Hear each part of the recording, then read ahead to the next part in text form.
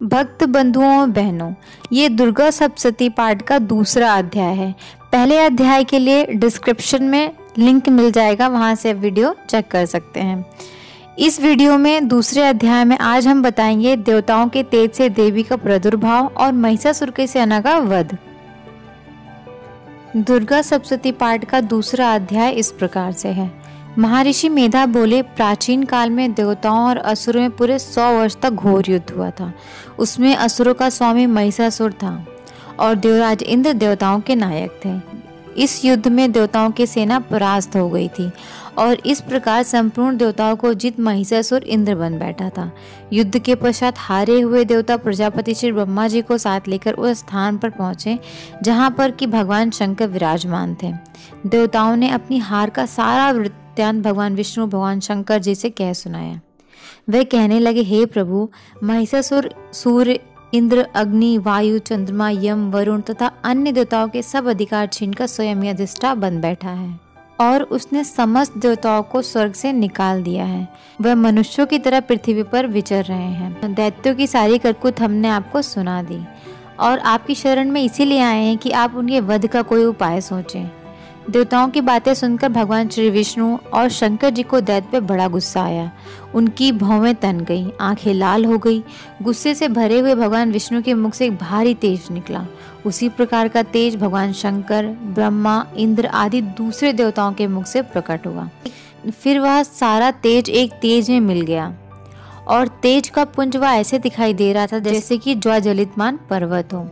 देवताओं ने देखा कि उस पर्वत की ज्वाला चारों ओर फैल रही थी और देवताओं के शरीर से प्रकट हुए तेज की किसी अन्य तेज से तुलना नहीं हो सकती थी। एक स्थान पर इकट्ठा हो जाने पर वह तेज एक देवी के रूप में परिवर्तित हो गया और अपने प्रकाश से तीनों लोक को व्याप्त जान पड़ा। वह भगवान शंकर का तेज था जिससे देवी का मुख प्रकट हुआ। यमराज के तेज से देवी के बाल बने। भगवान विष्णु के तेज से उनकी भुजाएं बनी। चंद्रमा के तेज से उनके स्तन तथा इंद्र के तेज से उनकी जांघ तथा पिंडलियां बनी। पृथ्वी के तेज से नितंब भाग बना। ब्रह्मा के तेज से चरण और सूर्य के तेज से उनके उंगलियां पैदा हुई और वासुओं के तेज से हाथों की उंगलियां तथा कुबेर के तेज से नासिका बनी। प्रजापति के तेज से उनके दांत तथा अग्नि के तेज से उनके नेत्र बने। संध्या के तेज से उनकी भौवें तथा वायु के तेज से उनके कान प्रकट हुए। इस प्रकार उस देवी का प्रादुर्भाव हुआ। महिषासुर से पराजित देवता उस देवी को देखकर अत्यंत प्रसन्न हुए। भगवान शंकर जी ने अपने त्रिशूल में से त्रिशूल निकालकर उस देवी को दिया और भगवान विष्णु ने अपने चक्र में से चक्र निकालकर उस देवी को दिया। वरुण ने अपने चक्र में से चक्र निकालकर उस देवी को दिया। वरुण ने देवी को शंख भेंट किया। अग्नि ने उसे शक्ति दी। वायु ने उसे धनुष तथा बाण दिए। सहस्त्र नेत्रों वाले श्री देवराज इंद्र ने अपने वज्र में से वज्र उत्पन्न करके वज्र दिया। ऐरावत हाथी का घंटा उतारकर उस देवी को भेंट किया। यमराज ने उसे काल दंड मिला के एक दंड दिया। वरुण ने उसे पाश दिया। प्रजापति ने उसे विस्फाटक की माला दी। ब्रह्मा जी ने उसे कर्मांडलु दिए। वायु ने देवी के समस्त रोमों में अपनी किरणों का तेज भर दिया। काल ने उसे चमकती हुई ढाल और तलवार दी तथा उज्ज्वल हाथ और दिव्य वस्त्र उसे भेंट किए और इसके साथ ही उसने दिव्य चूड़ामणि दी। 2 कुंडल, कंकड़, उज्ज्वल अर्धचंद्र, बाहों के लिए बाजूबंद, चरण के लिए नुपुर, गले के लिए सुंदर हंसली दी और उंगलियों के लिए रत्नों की बनी हुई अंगूठियां दी। विश्वकर्मा ने उसको फरसा दिया। इसके साथ ही कई प्रकार के अस्त्र, अभद्र कवच दिए और इसके अतिरिक्त उसने उसे कभी न कुम्हलाने वाले सुंदर कमलों की माला भेंट की।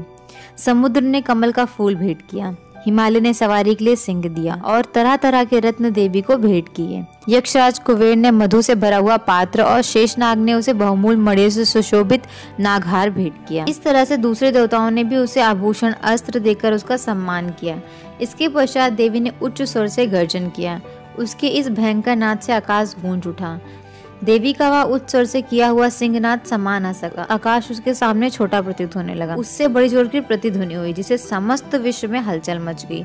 समुद्र कांपने लगे, पृथ्वी डोलने लगी और सबके सब पर्वत हिलने लगे। देवताओं ने प्रसन्न हो उस समय सिंह वाहिनी जगमयी देवी से कहा, हे देवी, तुम्हारी जय हो। इसके साथ महर्षियों ने भक्ति भाव से विनम्र होकर उनकी स्तुति की। संपूर्ण त्रिलोक को शोक मग्न देखकर दैत्यगण अपनी सेना को साथ लेकर हथियार आदि सजाकर उठ खड़ा हुआ।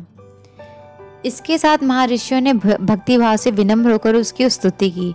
संपूर्ण त्रिलोक को शोक मग्न देखकर दैत्यगण अपनी सेना को साथ लेकर हथियार आदि सजाकर उठ खड़े हुए। महिषासुर के क्रोध की कोई सीमा न थी। उसने क्रोध में भरकर कहा, यह सब क्या उत्पात है। फिर वह अपनी सेना के साथ उस स्थान पर दौड़ा जिस तरफ यह भयंकर नाद का सब सुनाई दिया था, और आगे पहुंचकर उसने देवी को देखा, जो कि अपनी प्रभा से तीनों लोक को प्रकाशित कर रही थी। उसके चरणों के भार से पृथ्वी दबी जा रही थी, माथे के मुकुट से एक रेखा सी बन रही थी, और उसके धनुष के टंकार से सब लोग शुद्ध हो रहे थे।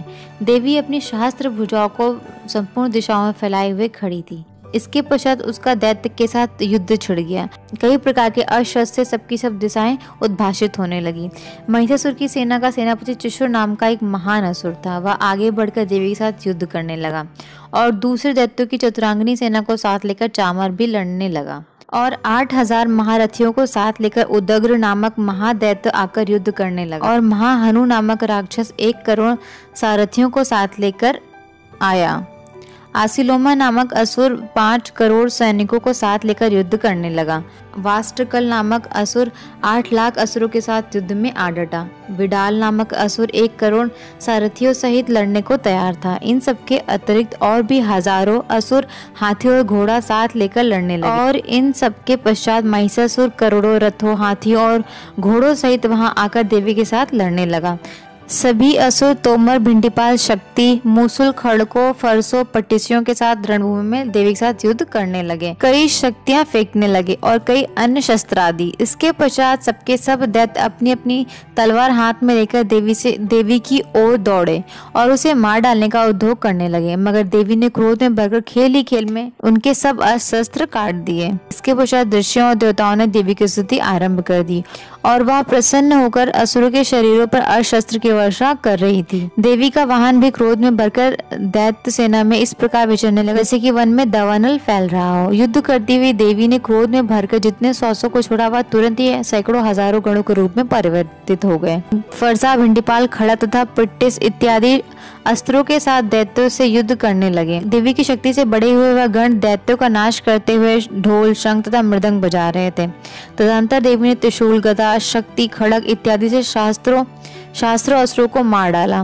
कितने को घंटों की भयंकर आवाज से ही यमलोक पहुंचा दिया। कितने ही असुरों को अपने पास में बांधकर धरती पर धर घसीटा। कितनों को अपनी तलवार से टुकड़े टुकड़े कर दिए और कितनों को गदों की चोट से धरती पर सुला दिया। कई दैत्य मूसल की मार से घायल होकर रक्त वमन करने लगे, और कई शूल से छाती फट जाने के कारण पृथ्वी पर लेट गए, और कितने ही बाण वर्षा से कमर टूट गई। देवताओं को पीड़ा देने वाले दैत्य कट कट कर मरने लगे।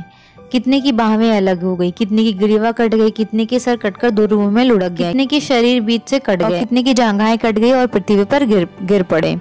कितने ही सिरों व पैरों के कट जाने पर ही भूमि में से उठ खड़े हुए और शस्त्र हाथ में लेकर देवी से लड़ने लगे। और कई दैत्यगण भूमि में बाजाओं की ध्वनि से नाच रहे थे। कई असुर जिनके सर कट चुके थे बिना सर के धड़ से ही हाथ में अस्त्र लिए हुए लड़ रहे थे। दैत्य रह रह के ठहरो ठहरो कहते हुए देवी को युद्ध के लिए ललकार रहे थे। जहाँ पर यह घोर संग्राम हो रहा था, वहाँ की भूमि रथ, हाथी, घोड़ों और असुरों की लाशों से भर गई थी, और असुर सेना के बीच रक्तपात होने के कारण रुद्र की नदियां बह रही थी। इस प्रकार से देवी ने असुरों की विशाल सेना को क्षण भर में नष्ट कर दिया, जैसे तीक्ष्ण काष्ठ के बड़े समूह को अग्नि नष्ट कर डालती है। और देवी का सिंह भी गर्दन के बालों को हिलाता हुआ भारी शब्द करता हुआ असुरों के शरीरों मन के प्राणों को ढूंढ रहा था। वहाँ देवी की गणों ने जब दैत्यों के साथ युद्ध किया तो देवताओं ने प्रसन्न होकर उन पर पुष्प की वर्षा की।